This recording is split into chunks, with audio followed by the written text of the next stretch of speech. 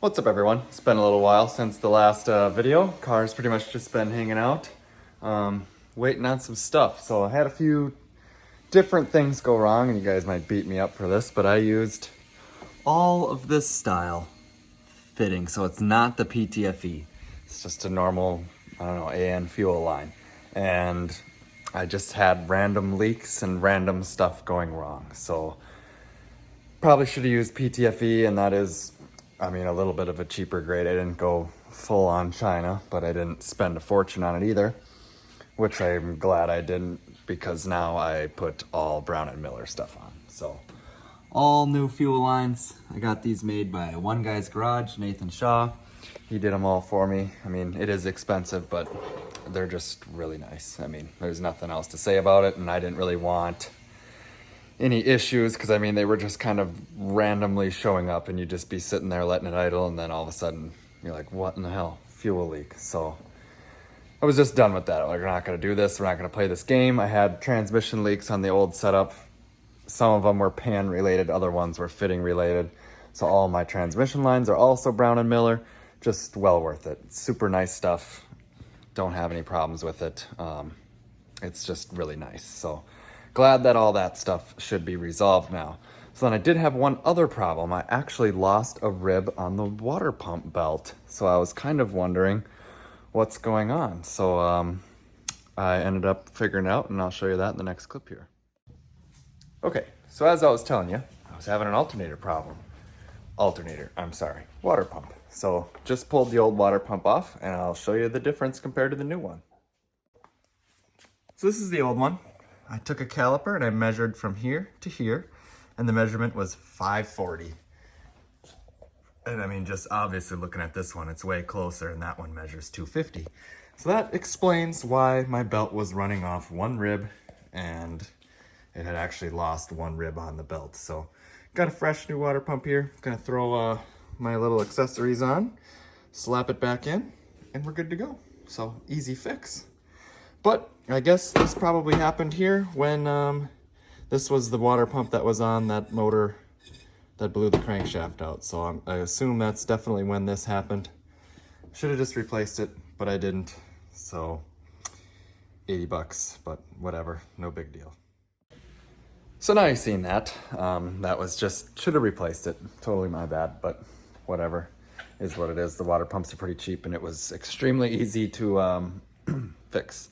So then, just so anyone's aware, whether you have a rear mount radiator or a setup like this or whatever, but we have a little kit, and it's over here, I think, and I will just show it to you.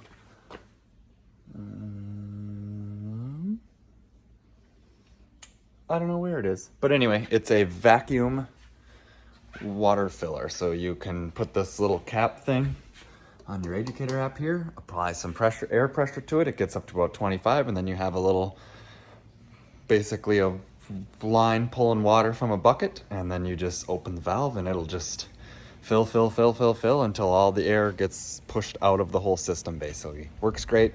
Did it on this. Took 5 minutes and never had a single problem. And it's a little different with this one, being that it has a mechanical water pump instead of the electric one. You could kind of mess with the lines on the electric one and, you know, have it on without the car running, but it's kind of harder on this, being that you have to have the car running for it to actually push water. So that works super great. Then one other thing I did is I had just a little deviation in air-fuel ratio, and you could also see it in the EGTs from side to side. So I sent my injectors over to Adam at Streetcar Injection, and I'm actually wearing his shirt right now, and he got me taken care of. So there was really nothing wrong in there. I did look at the pre-flow numbers versus the post-flow, and like there was a little bit of a change, but nothing crazy. So I feel like whatever injectors were lagging a little bit behind, maybe they just happened to be on the same side. But when I fired it up here the other day, both AFRs were even. EGTs looked really nice, so I'm pretty happy with it. So today, like I said, I want to get on the dyno with this thing. But today I'm just going to kind of feel it out a little bit, and I have 8 pounds on the dome. I pulled 3 degrees out of the whole table, and I know the fueling's relatively close, so we might just go make a little rip. Just kind of roll into it, see how the transmission feels, see if the converter's going to be looser than loose, and yeah. don't really know what it's gonna make for boost. The thing seems to makes boost really easy, so 8 pounds could be 8 psi boost, or it could be 10, or it could be 12, or hopefully not anymore. But got the safeties on, so nothing sketchy really should be going on. But just kind of take it for a drive and feel it a little bit. I haven't really beat on it at all. I've only made like 2-3 pounds of boost just driving around, and then I put on the brake a couple times just to feel what that's like. But yeah, I figured it'd just be a good day to do it. It's kind of hot, but this is what it is, right? We went out to cache at the creek last night, and it was awesome. I had so much fun. Haven't been around any of the guys that I normally see out there all year, so it was super fun to talk to everyone and see a lot of the cars making passes, and there's a lot of fast guys out now, so it'll be fun when we can finally go out. Probably be next year at this point. I got a busy rest of the summer, but definitely was a great time to go out and, you know, be there and support all the guys and my friends and stuff like that, and see everyone making rips. And yeah, it was awesome. So, and it was a really smooth night. I mean, there was really no oil downs. The track seemed really good, and just some good racing. So Dad and I went out and we had a good time watching. It was fun. A lot of questions wondering where it was, but just not ready yet. I'm just taking my time. Going slow with it is quite the upgrade, I guess you could say, from what the last combination was. So not going to rush into it too fast, but I'm going to get a GoPro set up, get this thing fired up, warm it up, and we'll go for a little rip. This thing's been cold starting like so nice. Let's see if it does it again. Probably won't because I'm on camera, but we'll try it. Oh yeah!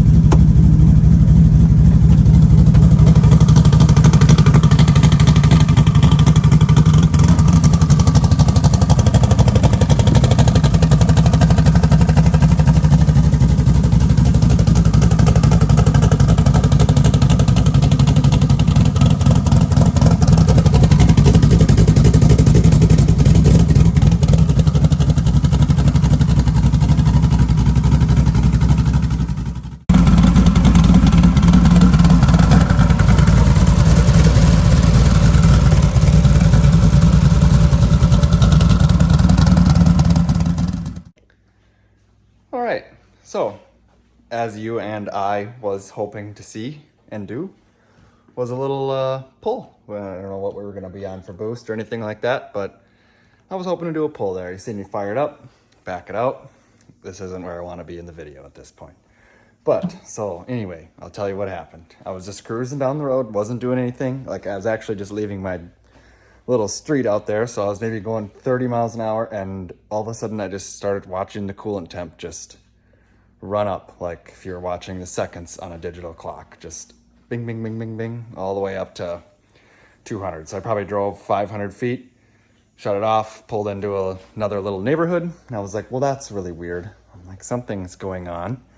And so pulled the radiator cap, or the expansion tank cap, and it's down on water, like a lot. I'm like, well, that's interesting. And I had just put the new water pump on, so I didn't really know what to think of it. I'm like, well, I took it for a test drive. Everything was great. Like, it cooled, everything was fine.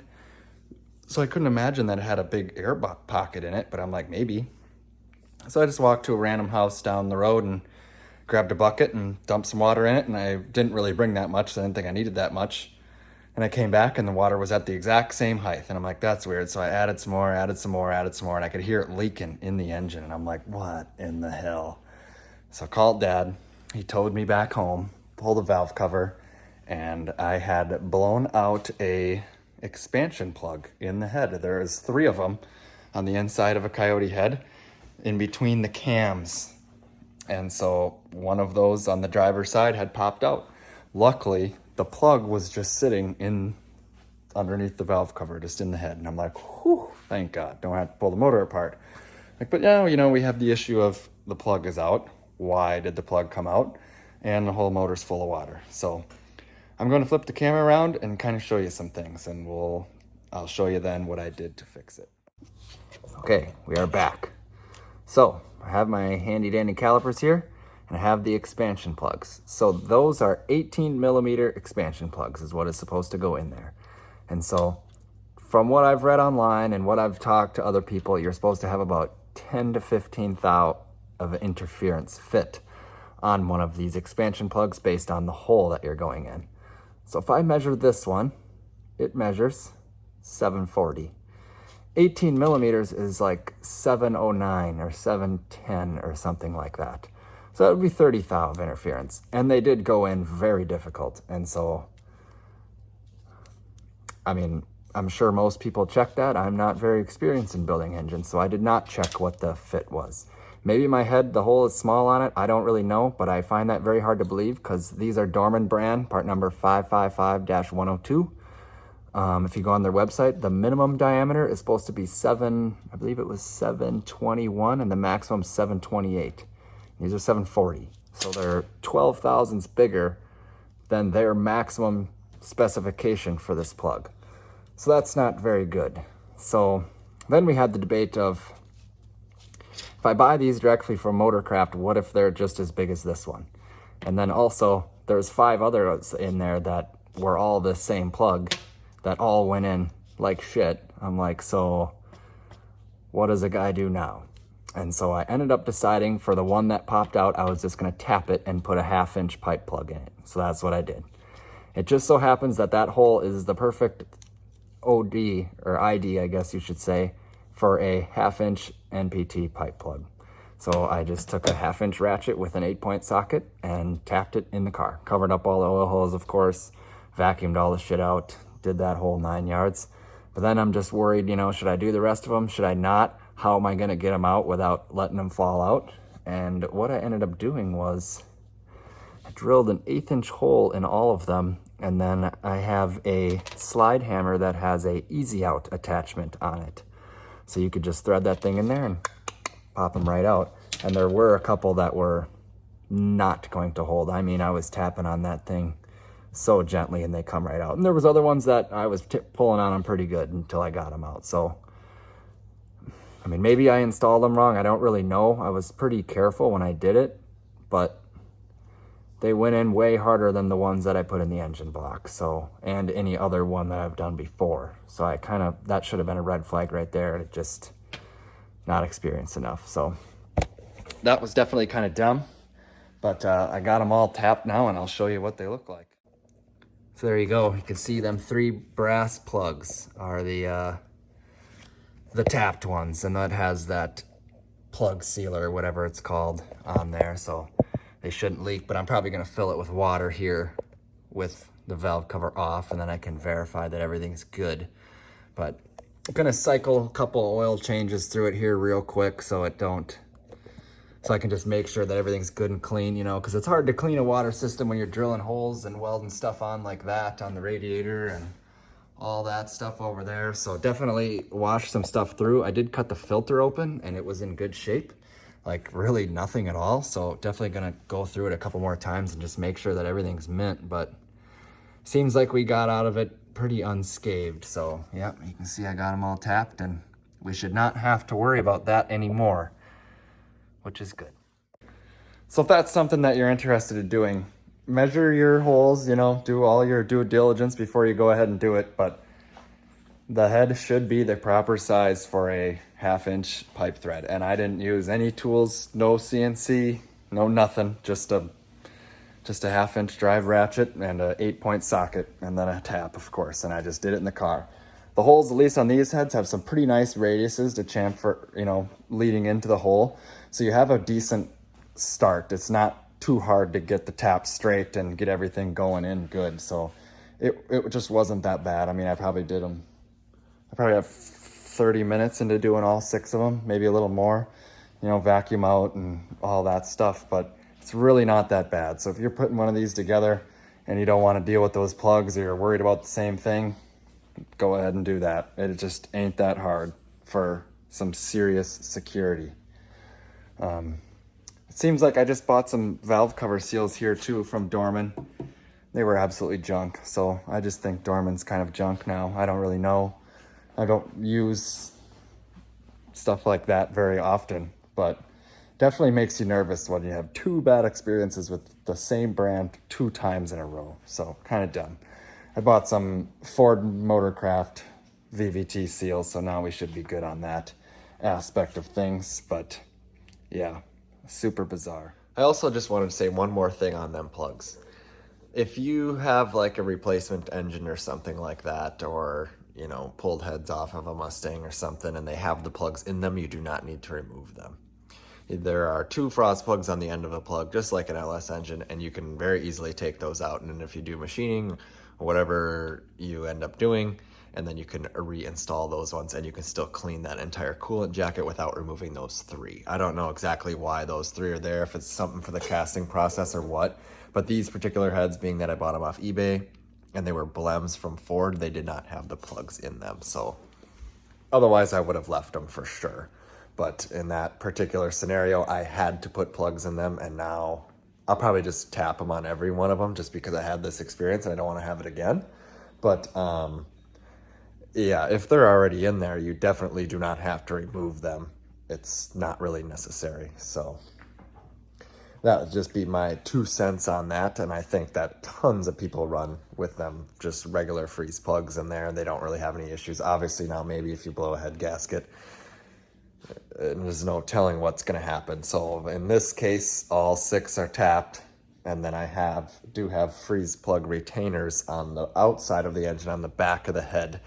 And I should have looked a little closer when I had the front cover off if I could have put some on the front of the head as well, but they would be behind the timing cover. So I'd have to make sure that it wasn't going to be in the way of the chains or anything like that. And I honestly didn't even think about it. So next time I have the front cover off, or maybe I'll look up some pictures and see, because if I ever have the front cover off again and there is room to put them there, I will definitely put something like that on there. It's just worth it. I mean, yeah, you blow a head gasket, obviously you're probably going to wreck some stuff, but it's very nice if it just don't fill everything up with water, or if, you know, something weird like that. Even if you just build a little coolant pressure and one comes out.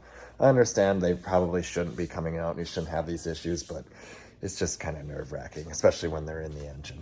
But that's just kind of my 2 cents on it. I'm glad I tapped mine. I kind of had no choice, but if yours heads already have them in there, you're probably safe to just let it rip like that.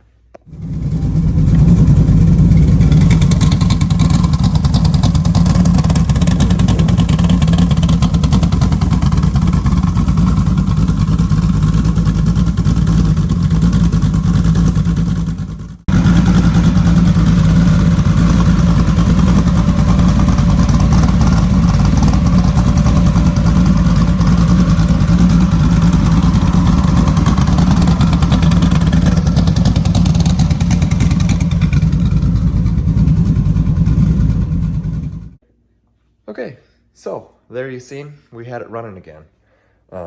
Everything went pretty good. I got all the holes tapped, all that stuff all taken care of, and then pressurized the cooling system. Well, actually vacuumized the cooling system, I guess you would say, because that's how we put water in this thing.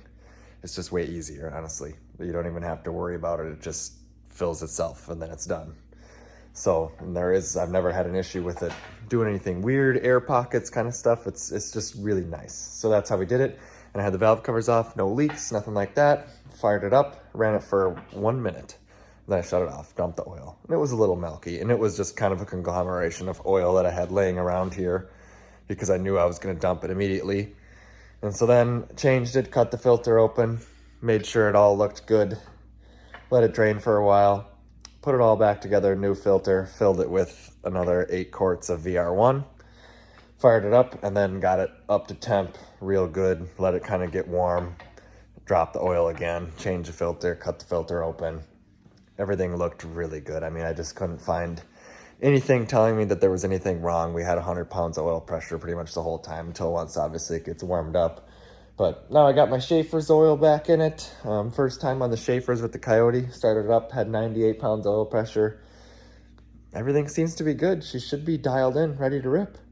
I don't think that I'm gonna go and do a pull now. I'll just wait until the dyno day comes. I was pretty gung-ho after going to the racetrack to kind of start doing some stuff, but then after that whole massive nightmare, it runs, it doesn't leak, let's go to the dyno and start testing it instead of trying to do things on the street, because that was just super inconvenient. So next stop, hopefully the dyno. I'll have to get with Steven, see what kind of time frame he's got, and if he's gonna have time to squeeze me in or whatever, because we're kind of running out of time. But I have a whole bunch of weddings and stuff going on for the fall, so I don't really have a lot of time either.